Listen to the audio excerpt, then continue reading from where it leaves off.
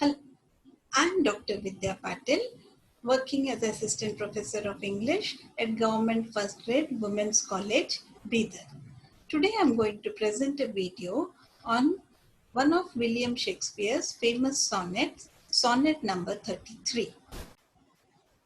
So friends, let us now begin with the explanation of this sonnet. Before we actually start the reading of the sonnet, we'll just try to get some facts about William Shakespeare. William Shakespeare is one of the greatest dramatists of all times. He used to write during the Elizabethan age. He was a prolific writer and was also called as England's national poet.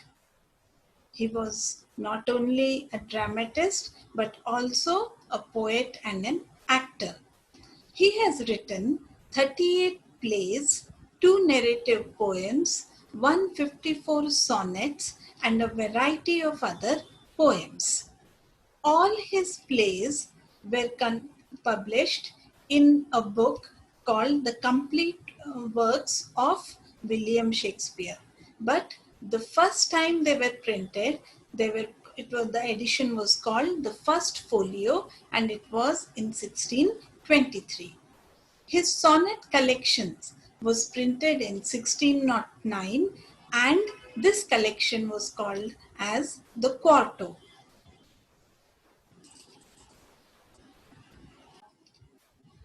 Now, let us try to understand what is a sonnet. The sonnet is a popular classical form of poetry. It has been practiced by poets over centuries. It has been one of the most popular forms of poetry. The sonnet is actually a 14-line poem which is written in iambic pentameter, that is, 5 groups of 2 syllables. And a sonnet employs a particular rhyme scheme. It is very tightly structured and you have to use a lot of creativity to bring about meaning and music within these 14 lines. The name has been taken from the Italian word sonetto, which means a little sound or song. So the sonnet originally began in Italy. Now there are 2 main types of sonnet, the Petrarchan sonnet and the Shakespearean sonnet. The Petrarchan sonnet was the sonnet form which was followed by Petrarch. It was brought into England by Sir Thomas Wyatt. The Petrarchan sonnet follows the structure of an octave and a set. An octave is the first 8 lines where a problem is mentioned, and the set is the next 6 lines in which a solution to the problem is found.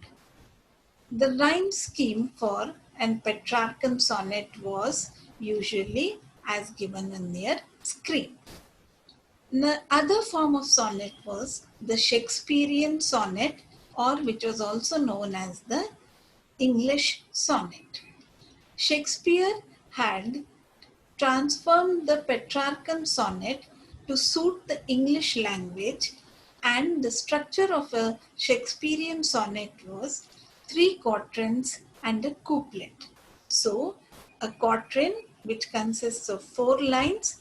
There were 3 stanzas of 4 lines each, and then the poem ended with a couplet that was of 2 lines. Again, the rhyme scheme is as given on the screen. Now, in this image, you can easily make out the difference between the Petrarchan sonnet and the Shakespearean sonnet. So, in the Petrarchan sonnet, we can see the octave and set. So, the 14 lines are divided into 8 lines and 6 lines. Whereas, in the Shakespearean sonnet, the 14 lines are divided into 4 lines 3 times and then a couplet of 2 lines. Shakespeare's sonnets. Now, Shakespeare's sonnets are also referred to as the Elizabethan sonnets or the English sonnets. Shakespeare has published in all 154 sonnets. So generally the trend during the Elizabethan period was to write a sequence of sonnets, and these sonnet sequences were usually dedicated to some person. Similarly, Shakespeare's sonnets were also a sequence of 154 sonnets which were dedicated to a fair young man and a dark lady. We can classify Shakespeare's sonnets into three main groups. The first group is the marriage sonnets, which are from sonnet number 1 to 17, where he is talking about how beauty needs to be preserved and continued. The second group consists of the muse sonnets, which is also known as the fair youth sonnets, which are from sonnet number 18 to 126. And the third group is the dark lady sonnets, which are from sonnet number 127 to 154. So let us now try to understand why Sonnet 33 is one of the most famous and popular among his various other sonnets. Now here on your screen is the 1609 quarto version of the sonnet.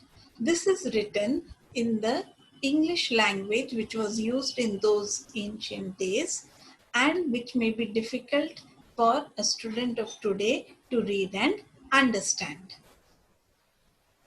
Now on your screen, it is the same sonnet which has been transformed and written in a language which is easier for you to understand.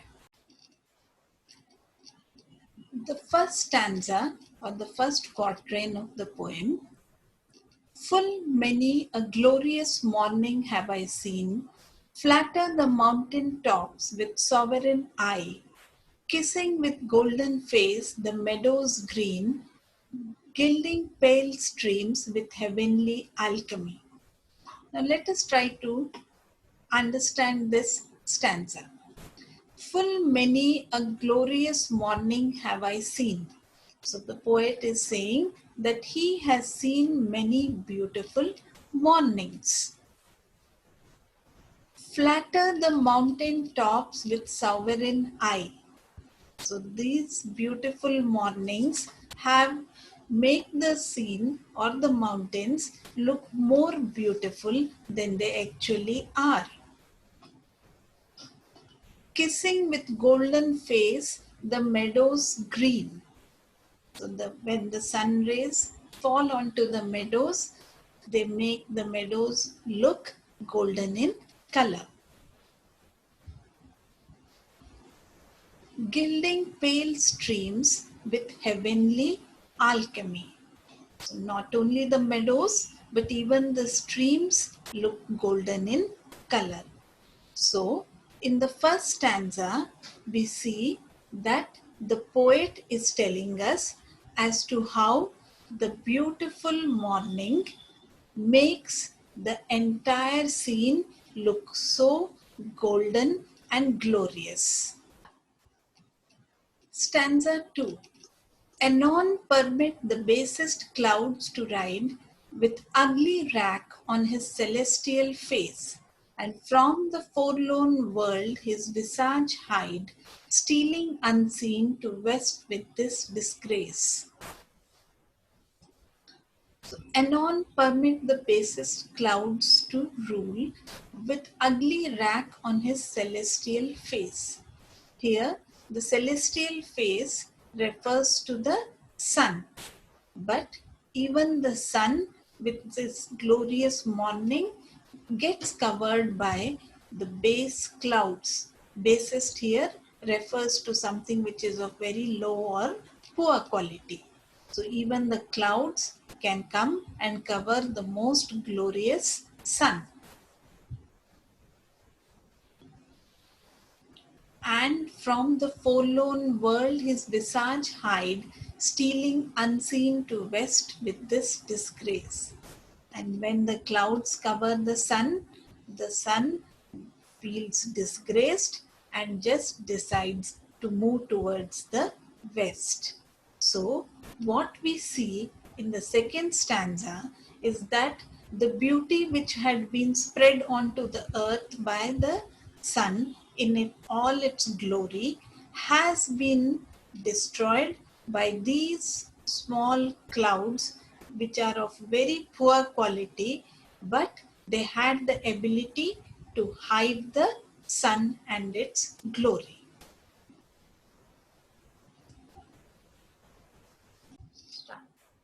Stanza 3. Even so, my sun one early morn did shine, with all triumphant splendor on my brow, but out, alack, he was but 1 hour mine, the region cloud had masked him from me now. So in the third stanza, we see that he is talking to the fair young man. He refers to the fair young man as my son. So just as the sun is glorious for earth, similarly, this young man was the glory of the poet's life. So one, just as the sun shined on the earth, my friend benefited me or blessed me with his presence, and I could feel his presence all around me. Next, he says, but alas, this was just for 1 hour. That is, I got the company of this young man for a very very little time. Now, the clouds have masked the sun, just as the sun gets covered by the clouds and loses its glory. Similarly, this young man has been with me for a very short time and now he has gone away from me. Stanza 4. Yet him for this my love no whit disdaineth. Sons of the world may stain when heaven's sun staineth. So here the poet says that it, in spite of the fair young man going away from him, this does not weaken his love for him even a little bit. Though he was sad initially, but then he consoles himself that when even the mighty sun can lose its glory or can be overcast by the clouds, then this friend is just a frail human being and he is bound to have some weaknesses. Now let us just try to analyze this poem. So from the reading of the poem, you could have realized that the poet has proved to be a master in trying to create images in front of our eyes. So in the very first quatrain, he tells us or he creates the scene of how on a bright morning when the sun is shining, it manages to spread beauty all around. The mountains and the meadows look more beautiful because of the bright sun. He then goes on to say that the meadows, the streams become golden in color because of this alchemy or this magic of the sun. The poet is trying to compare the sun in the sky with his beloved, that is the fair young man who is the sun in his life. This comparison he does by saying that when his friend is with him, he feels the same glory and he feels very good. But just as the sun gets covered or is lost to the world when it is covered by clouds, similarly, the poet also feels lost when he is away from his friend. So, there must have been some misunderstanding or there must have been some problems between him and the young man. That is the reason why they have separated, and he feels that just as the sun has been covered by the clouds, he feels that sadness because his friend is away from him.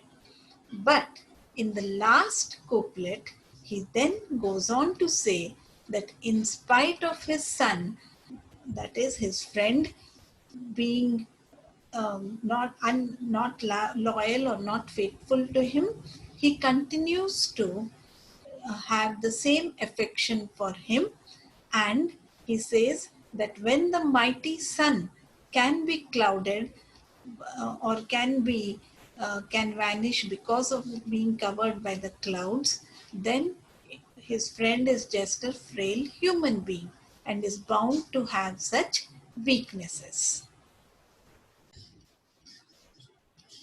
Now, uh, I think you must have got an idea about how the poet, in a matter of 14 lines, manages to bring about this comparison between the sun in the sky and his friend, and very effectively shows that being when the mighty sun can have certain weaknesses, we humans can also have these weaknesses and we should try to overlook them. So, to enjoy this sonnet in a much more better way, please kindly just go through or have a look at the video or the musical edition of this sonnet.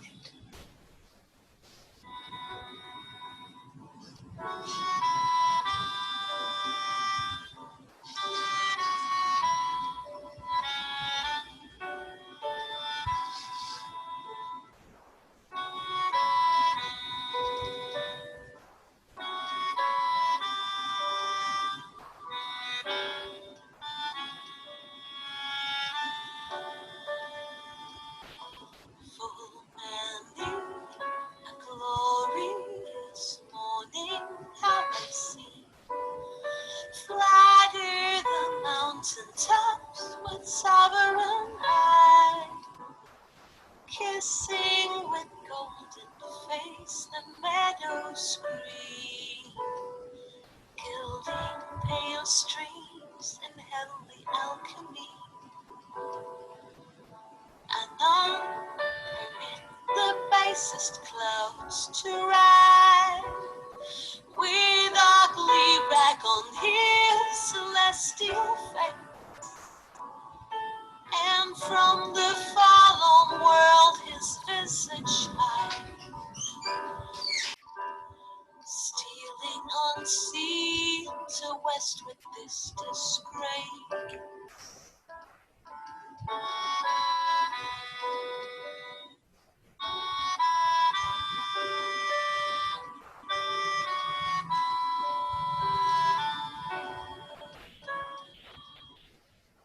Even so, my son, one early morn did shine, with all triumphant splendor on my brow. But unlucky was but 1 hour mine. The raging cloud hath masked him from me now. Yet him for this my love no whit disdain. Sons of the world may stain when heaven's sun staineth.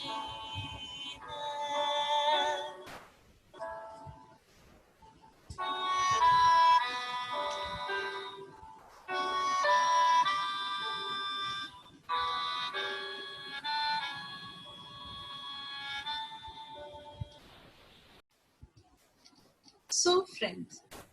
What we have seen after this presentation is that Sonnet 33 is considered to be quite an important in the sequence of the sonnets written by Shakespeare.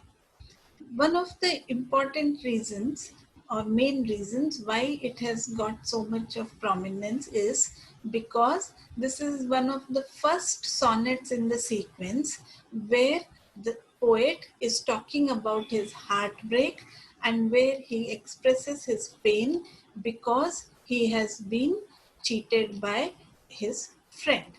So the fair youth has been um, has not been very loyal with the poet, and this grief and sorrow has been expressed by the poet in many of his sonnets. But Sonnet 33 is the first sonnet in which he does so.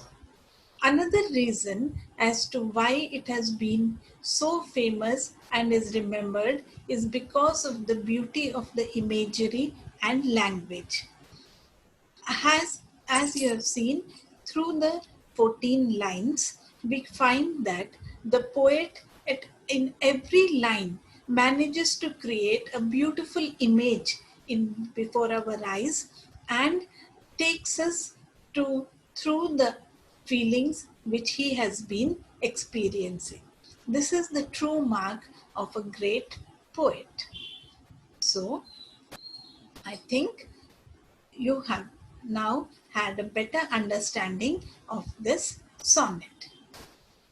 If you have any queries regarding this, you can contact me on the given email address which you can see on your screen. So I hope you enjoyed this presentation. Thank you very much.